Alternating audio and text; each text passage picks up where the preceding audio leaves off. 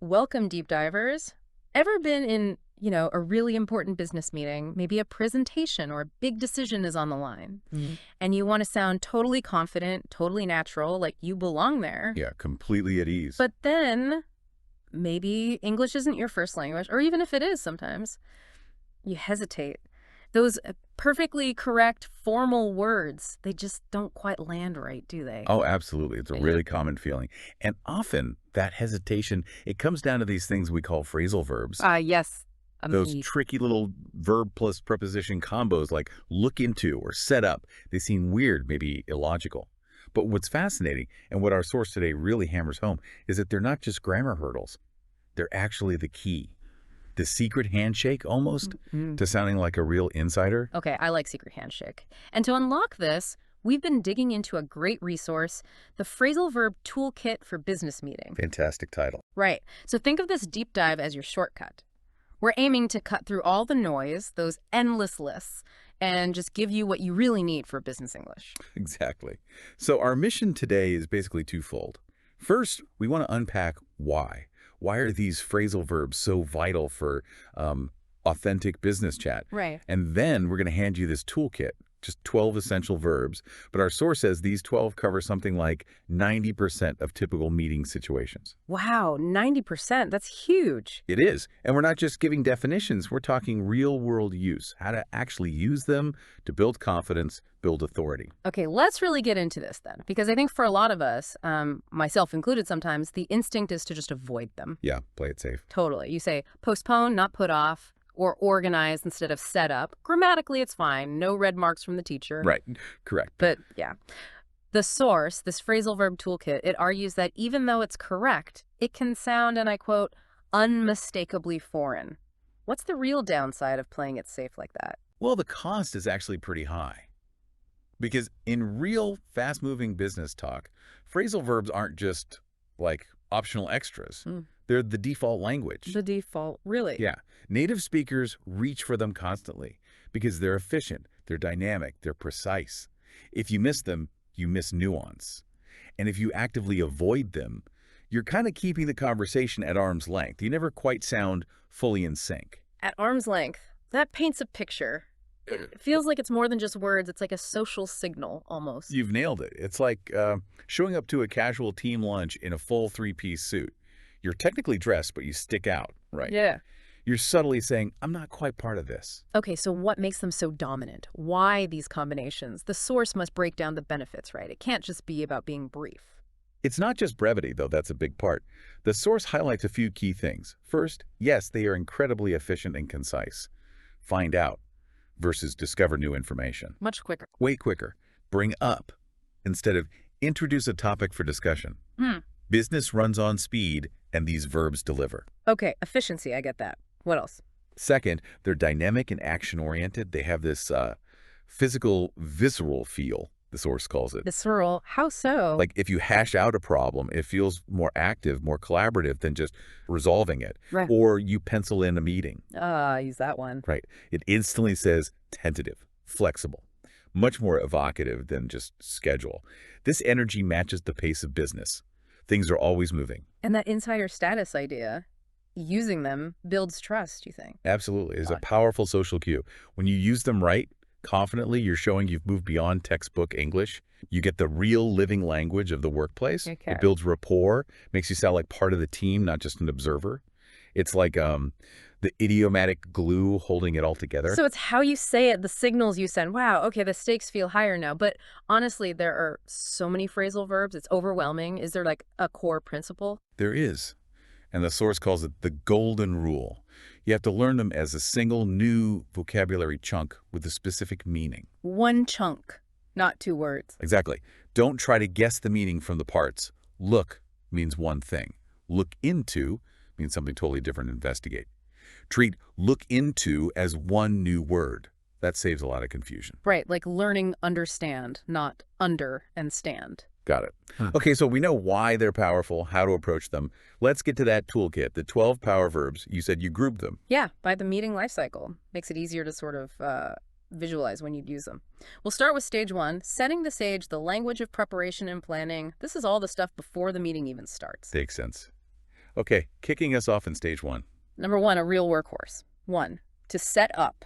Core, meaning arrange, organize, establish something. Formal words like arrange, schedule. Exactly. But set up is just the default. For creating anything new in business, can you set up a call? We need to set up a new system. Should you set up the new office? It's everywhere. Yeah, I hear it constantly, like, I'll set up the Zoom. Precisely. Key takeaway. Need to arrange something. Set up is your friend. Very versatile. Okay. And for those schedules that are always shifting. Ah, yes. Number 2. 2, to pencil in. Meaning, schedule tentatively, knowing it might change. Like using a pencil, you can erase it. So tentatively schedule is the formal way. Yep. But pencil in is crucial for showing flexibility professionally. You might say, let's pencil in Tuesday at 10, I'll confirm later. Or go ahead and pencil me in, but I might be late. Exactly. It signals a placeholder.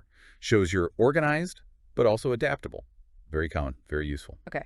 What about when someone asks a question you can't answer right away? You need to promise to find out. Good point. That brings us to number 3.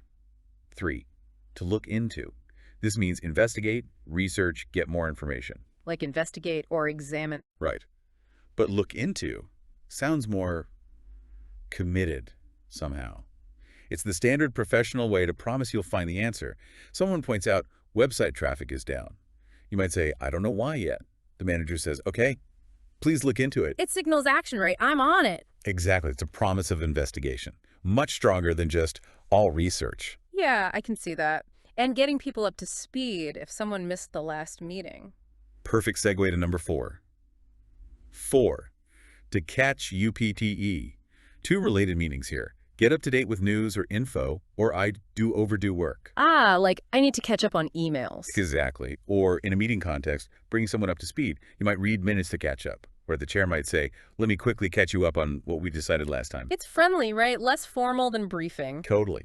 It's all about closing that information gap, getting everyone on the same page. Really common in collaborative teams.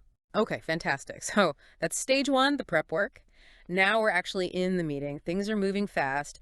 How do we manage the discussion? Let's hit stage 2, running the show, the language of discussion and management. Right. And first up, how do you introduce a new topic? Number 5 must be 5.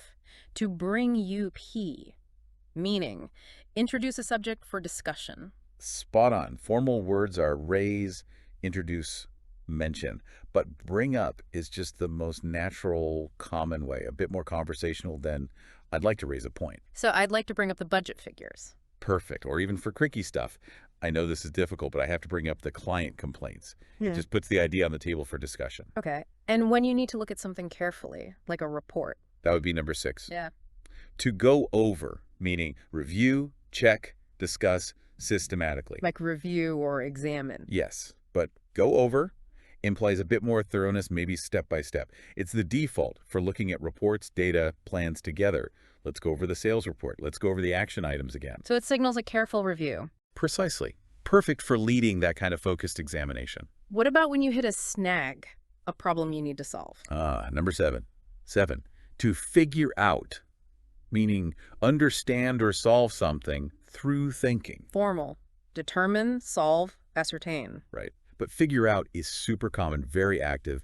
It emphasizes that mental effort. We need to figure out why engagement is down. It implies a puzzle, doesn't it? It does. Like, the answer isn't obvious. Let's talk to them and try to figure out what they really need.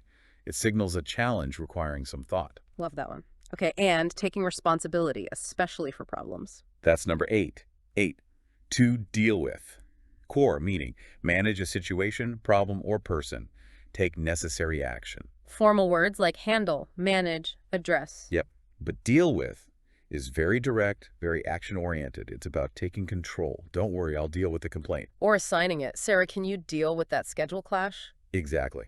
Or describing your job. I deal with VIP clients. It's a strong phrase. It says, I'm taking ownership of this. Okay, powerful stuff. That takes us through the heat of the meeting. Now, how do we bring it all home? Let's move to stage 3. Closing the loop, the language of decision and action. This is where it gets really interesting, right? Making sure things actually happen. Absolutely. This is about turning talk into action. First up, how do we confirm everyone's on board? Number 9. 9.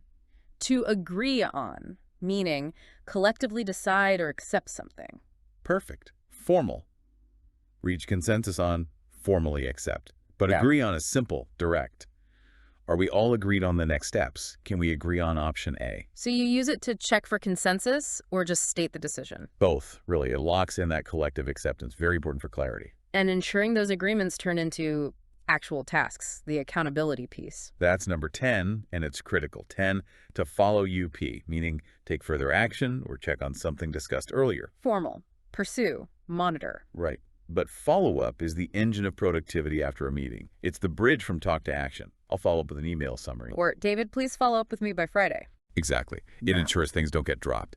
It's all about accountability and keeping momentum. Absolutely essential. Totally agree. Now, verbal agreements are great, but sometimes you need it in writing, right? You definitely do.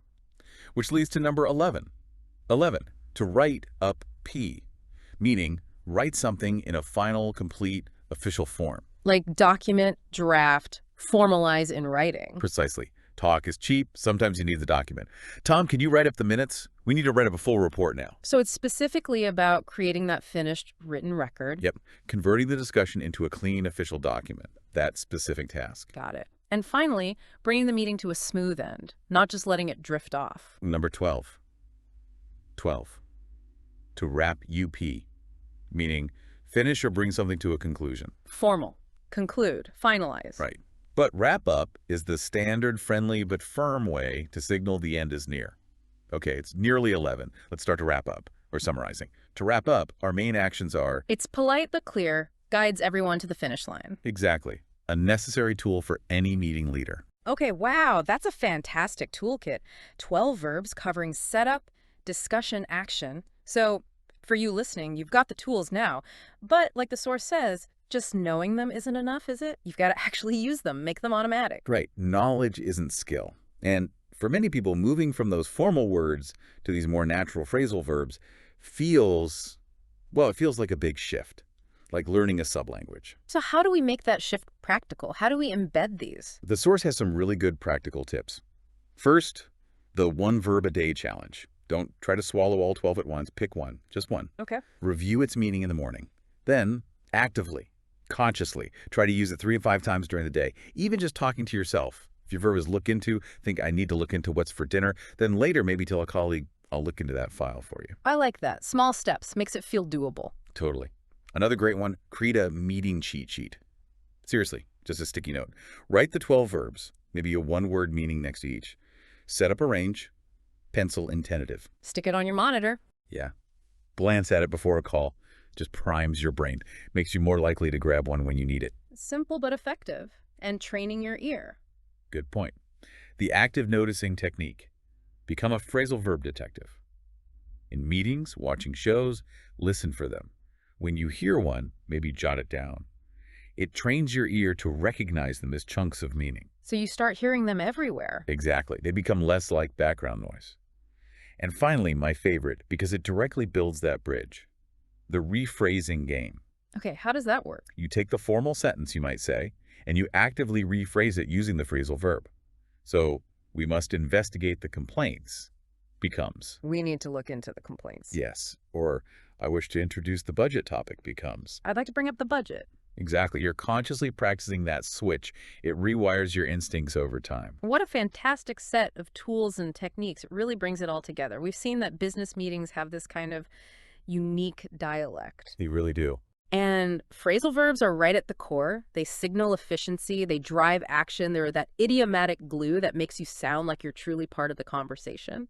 That's it. And now you know the signals. The choice is kind of stark, isn't it? Ignore them, and you risk sounding, like the source said, a foreign language within a language, always a bit separate. Yeah. Or embrace them, master them, unlock a whole new level of communication. You've got the toolkit now for prep, for discussion, for decisions. You can sound fluent, confident. So the challenge to you listening is put it into action. Start small. Pick just one verb from this list. Use it today. Because every time you do, every time you choose the phrasal verb, instead of hesitating or using the formal word, you build that fluency muscle. It's a quiet confidence that grows. You won't just be speaking English, you'll be speaking the language of business. Truly connecting. So as you think about this deep dive, maybe ask yourself, what new confidence could you unlock And how might becoming more of an architect of the conversation, someone who really shapes the flow, how might that change your next business meeting?